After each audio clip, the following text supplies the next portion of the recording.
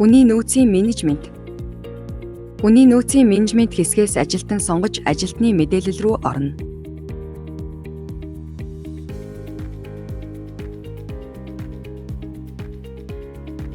Шинээр ажилтан бүртгэхдээ нэмэх товчийг дарна. Ажилтны код болон овог нэрийг оруулж өгнө.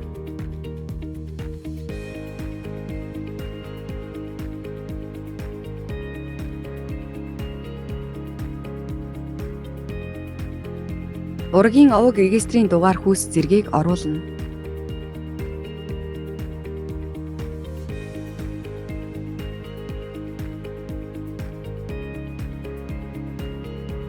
Боловсролын зэргүүдээс хэрвээ бүртгэж буй ажилтны боловсролын зэрэг байхгүй бол дараах үйлдэлийг дагаж гүйцэтгэх нь. Хүний нөөц. Боловсролын зэрэг дэв. Шинээр боловсролын зэрэг нэмэхдээ нэмэх товчийг дарна. Зэргийн код болон зэргийн нэрийг оруулж өгнө. Төлөв хэсгийг идэвхжүүлэн хадгалах товчийг дарна.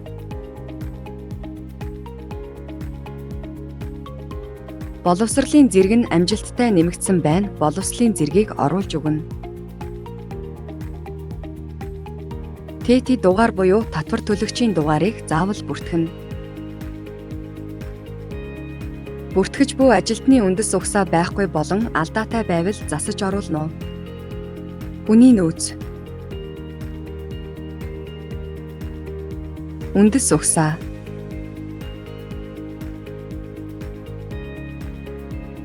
Нэмэх товчийг дарна.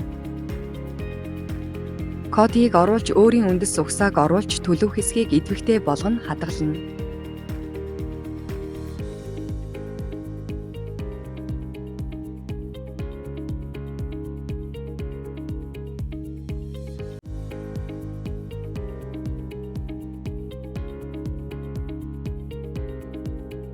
Үндэс угсааг оруулж өгнө.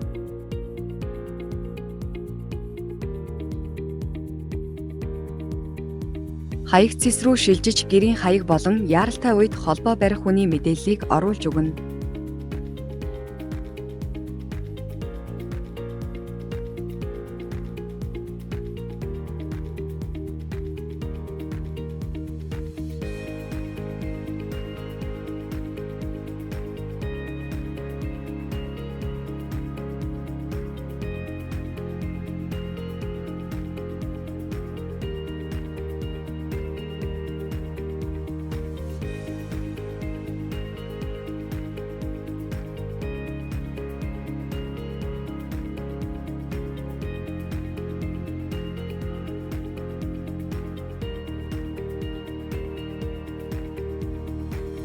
Байгууллага цэс рүү шилжинэ.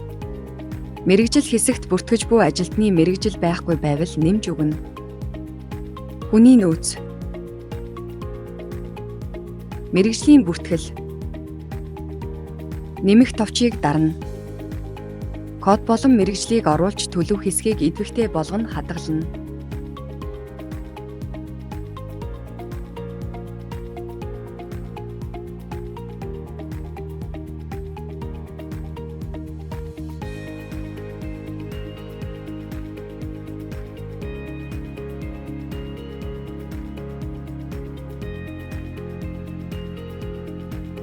Даатгуулагчийн төрлийг оруулж өгнө. Нийгмийн даатгалын шимтгэл төлж эхэлсэн огноог оруулж өгнө. Хилтэс тасгийг оруулж өгнө. Албан тушаал алдаатай болон байхгүй байвал нэмж өгнө. Хүний нөөц. Албан тушаал.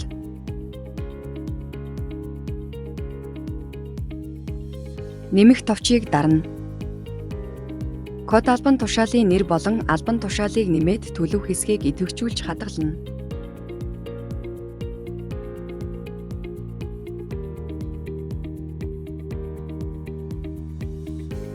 Албан тушаалыг оруулж өгнө.